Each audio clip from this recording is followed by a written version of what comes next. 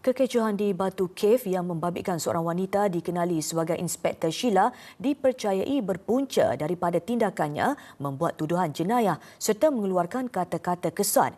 Ketua Polis Daerah Gombak, Asisten Komisioner Nur Arifin Muhammad Nasir memaklumkan suspek ditahan reman sehari sebelum dibebaskan dengan jaminan polis. Laporan berhubung kejadian provokasi dan gangguan terhadap tugas penjawat awam itu diterima jam 6.48 pagi kemarin. Siasatan awal mendapati pada jam 5.30 pagi, suspek yang mendakwa dirinya pegawai kanan polis menghampiri kawasan gerai jualan di hadapan pintu utama kuil Sri Subramaniar Batu Cave.